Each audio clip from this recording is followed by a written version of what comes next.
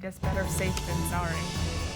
Well, definitely a calm day compared to yesterday evening. Yeah, we're still trying to recover from that. We see people out there cutting trees and just making sure that their homes and they have power and everything. Yeah, right. Let's check in with Zach Danny, who's in Henrico County, where a lot of that damage took place. Zach.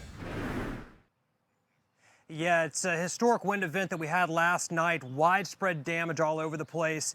And you hear the stories from folks, the same thing, the roar. Then all of a sudden things came down all over the house, all over the yard. And we see scenes like this a lot across this whole area. Henrico County, city of Richmond, on into New Kent. Big trees into homes.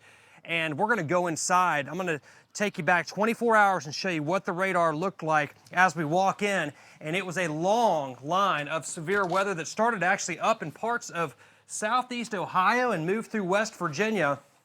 And as it did so, it blew straight on through the metro area. It moved into tons of fuel, heat, humidity in place, and that produced a ton of damage. You can look at the storm reports all across Virginia. They're all over the place. Every one of those icons indicates a storm report. And here locally, when we zoom in, you can see kind of ground zero was Henrico County and the city of Richmond.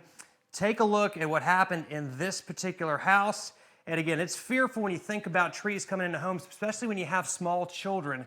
This is the 5-year-old boy's room, and you can see what came through the roof in this particular room and everything on the floor and how close that came to the bed. Fortunately, this particular child was not at home when this tree came through the house. You can see the limbs stabbing through the ceiling and how close that came to the bed. Their 6-year-old, he was home when the storm hit. And check this out. This is a nightmare scenario. The tree coming through, the entire ceiling falling in. He was right there sleeping in that bed when this happened, and unbelievably, not a scratch on him. Of course, the nerves frayed. I'm sure there were a lot of tears, but overall, a happy ending in that all of this can be fixed with insurance and everybody got out okay. All right, so let's check out what we have out there right now because things have turned very quickly. It's a beautiful afternoon. It's going to be a nice evening. And again, the probably start to a weekend where a lot of folks are going to be spent cleaning up across the area. Outside right now, temperatures are very comfortable because we've had the cloud cover throughout the day.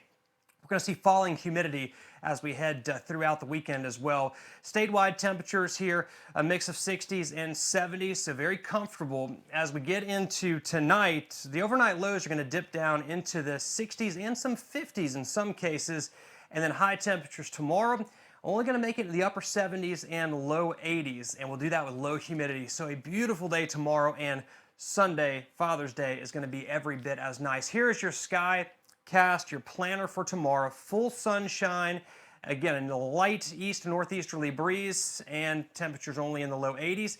I want to take you through the next couple of days here, showing you the clouds and precipitation. You're not going to see much at all, and I've zoomed out as well to show the whole mid-Atlantic. Tonight through tomorrow morning, clear skies.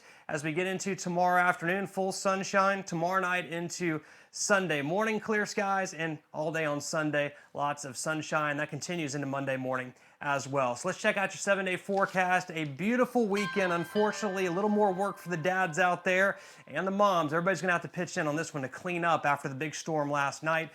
Summer does begin 6:34 p.m. on Monday, and we'll start to see the humidity coming back by midweek and maybe a few thunderstorms, but nothing like what hit this area last night. We'll talk more about it a little bit later. Guys, back to you.